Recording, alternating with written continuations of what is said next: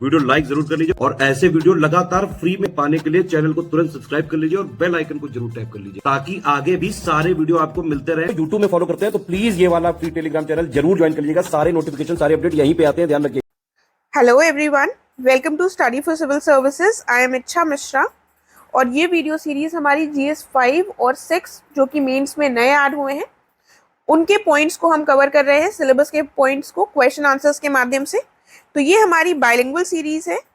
आप हिंदी मीडियम के हो या इंग्लिश मीडियम के, दोनों लोग ही इससे बेनिफिट ले सकते हैं। एंड आज का वीडियो स्टार्ट करने से पहले मैं आपको बताना चाहूँगी कि आप हमारे पेड कोर्सेज से जुड़ सकते हैं। यहाँ पर UPPCS के द्वारा कंडक्ट कराए जा रहे एग्जाम्स जैसे कि PCS, ROA, RO, BEO, इन सभी के लिए क्रैश कोर्सेज अवेलेबल हैं, पेड कोर्सेज अवेलेबल हैं। साथ में UKPSC, BPSC और HCS जैसे एग्जाम्स के लिए भी पेड कोर्सेज अवेलेबल हैं। आप इनको ज्वाइन कर बेनिफिट प्राप्त कर सकते हैं। इनसे संबंधित अधिक जानकारी आपको गिवन नंबर्स पर मिल जाएगी। और अगर आपने अभी तक हमारे फ्री टेलीग्राम चैनल को नहीं ज्वाइन किया है तो इसे जल्द से जल्द ज्वाइन कर लीजिएगा ताकि चैनल से संबंधित सभी अपडेट्स आप तक इजीली पहुंच सके। ठीक है, तो आइए हम देखते हैं। तो हमारा जो टॉपिक चल रहा है वो चल रहा है rural, urban and tribal issues, social structure, festivals, fairs, music, folk dances, literature and languages, dialects, social customs of UP. यही हिंदी में लिखा है, एक बार देख लीजिएगा। तो इसके संबंध में क्वेश्चन क्या है? Give an account of folk music of Uttar Pradesh, also discuss the reasons for the decline of folk music in the state. यानी कि हमको लोकगीतों का विवरण देना है और साथ में लोकगीत के पतन के जो कारण हैं उन पर भी चर्चा हमको करनी है। तो इसमें हम इंट्रोडक्शन में बता सकते हैं कि कैसे लोकगीत उत्तर प्रदेश में फले फूले और इनका कैसा रिकॉर्ड रहा है। तो क्या लिख सकते हैं हम इंट्रोडक्शन में? हम लिख सकते हैं Uttar Pradesh has an unbroken record of its rich cultural traditions both in classical and folk music which can be traced back to the mythological past। यानी कि उत्तर प्रदेश की समृद्ध सांस्कृतिक परंपरा रही है और इसका एक अटूट रिकॉर्ड रहा है। और ये शास्त्रीय संगीत और लोक संगीत हमको दोनों में देखने को मिलता है और जिनके हमको जो लिंक है वो पौराणिक अतीत में दिखाई देते हैं। तो क्लासिकल और फोक म्यूजिक डिफरेंस क्या हुआ? जो फोक होगी, जहाँ पर फोक म्यूजिक, फोक डांस, इनको जो लोकल लोग वहाँ रहते हैं वो डेवलप करते हैं और इसमें किसी स्ट्रिक्ट रूल को फॉलो नहीं किया जाता है। जबकि जहाँ पर क्लासिकल म्यूजिक, क्लासिकल डांस आता है तो वहाँ पर स्ट्रिक्ट रेगुलेशंस होते हैं और टेक्निकलिटीज होती हैं जिनको फॉलो करना होता है, राइट। तो ये बेसिकली मेन डिफरेंस होता है दोनों के बीच में। फिर हम देखते हैं ट्रेडिशन जो फोक सॉन्ग्स का रहा है यूपी में काफी ज्यादा बड़ा और विविधतापूर्ण रहा है।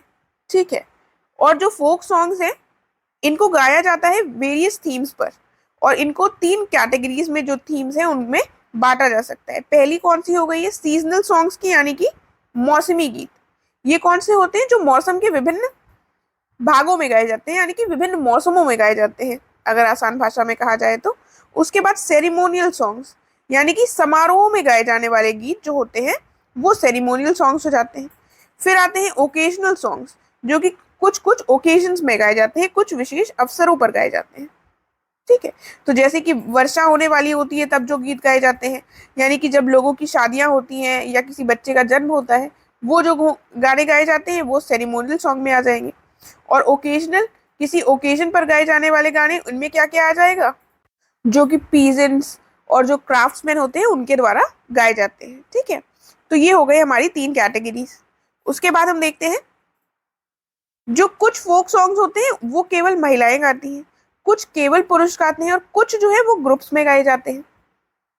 उसके बाद इंस्ट्रूमेंट्स कौन से यूज होते हैं फोक सॉन्ग्स को गाने के लिए?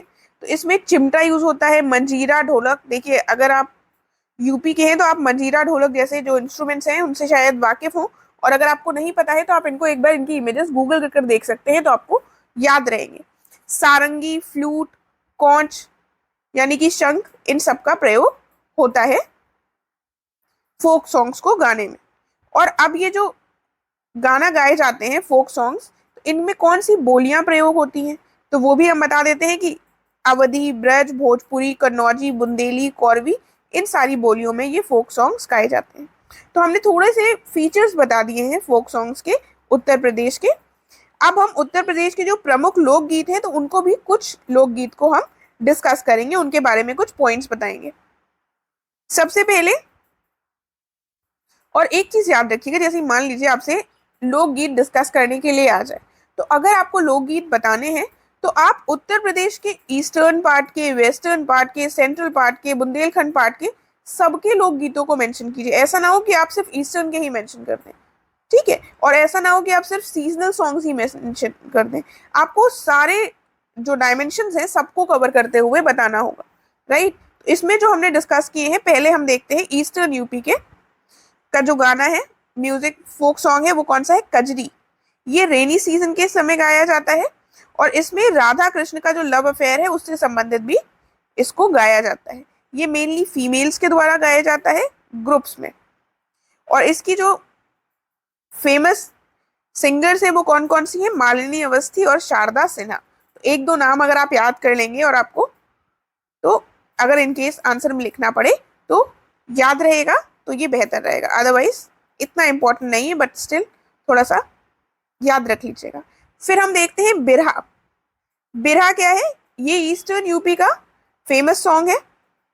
इसकी थीम क्या है, पतियों के वियोग में, ये पत्नियों का विलाप है बिरहा बेसिकली, ठीक है। तो ये पतियों के वियोग में गाया जाता है, सेपरेशन में गाया जाता है पतियों से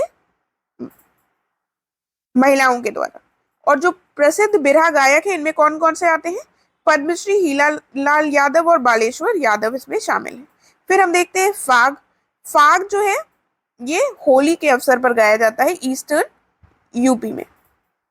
उसके बाद आता है कहरवा। ये किसके द्वारा गाया जाता है, कहरवा जो कहार जाति है उसके लोगों के द्वारा गाया जाता है शादियों के अवसर पर। तो देखिए थोड़ा तो आपको रटना पड़ेगा, इनको रट लीजिएगा ताकि एग्जाम में पूछा जाए तो आप एकदम एग्जैक्ट पॉइंट्स के साथ, अगर आपको पता होगा तो आप सही सही लिख पाएंगे, अदरवाइज इनको लिखना ऐसा पॉसिबल नहीं हो पाएगा। तो सोहर जो है ये अवध रीजन में गाया जाता है बच्चे के जन्म के समय। वहीं आल्हा जो है ये बुंदेलखंड क्षेत्र में गाया जाता है और इसमें क्या गाया जाता है, हीरोइक डीड्स बताई जाती हैं आल्हा और उदल की। आल्हा और उदल की जो वीर कर्म पर आधारित ये गाने हैं। फिर रागिनी और ढोला जो है ये वेस्टर्न उत्तर प्रदेश में फेमस फोक सॉन्ग्स हैं। मरसिया जो है ये सैड सॉन्ग्स हैं जो कि शिया मुस्लिम के द्वारा गाए जाते हैं। देखिए अब हमें अपने आंसर को लिखना है, तो हमने इतने ही डिस्कस किए हैं। और अगर आप इसमें देखें तो हमने पूरे Uttar Pradesh, western UP, central UP, Bundelkhand सबको इंक्लूड कर लिया है। साथ में एक जो इम्पोर्टेंट है जो मुस्लिम धर्म के द्वारा गाया जाता है उसको भी हमने यहाँ पर इंक्लूड कर लिया है। तो हमारे सारे जो डायमेंशंस हैं वो कवर हो गए हैं।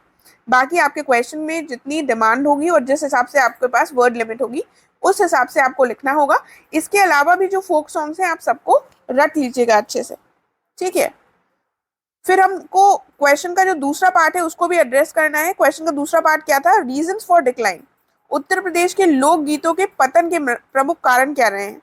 देखिए आप खुद सोचिए, आप इसको मत देखिए, पॉज करिए और खुद सोचिए। तो क्या रीजन रहे हैं, रीजन सबसे बड़ा ये रहा है कि हम ग्लोबलाइजेशन की तरफ बढ़ रहे हैं, हम वेस्टर्नाइजेशन की तरफ बढ़ रहे हैं, ठीक है। और हमको अब पॉप कल्चर ज़्यादा समझ में आने लगा है।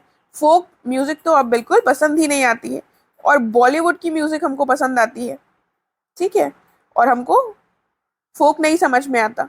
तो एक दो तीन रीजंस तो आपके यहीं से निकल आए। और तीसरा रीज़न क्या है कि हम ज़्यादा पढ़े लिखे होने लगे हैं, हम अर्बन एरियाज़ में रहने लगे हैं, तो हमारी पसंद भी चेंज हो गई है और हम जो फोक सॉन्ग्स हैं उनसे उतना कनेक्ट नहीं फील कर पाते हैं, राइट। हालांकि उसमें हमारी ट्रेडिशनल वैल्यूज़ हैं लेकिन तब भी हम उनसे उतना कनेक्ट नहीं कर पाते।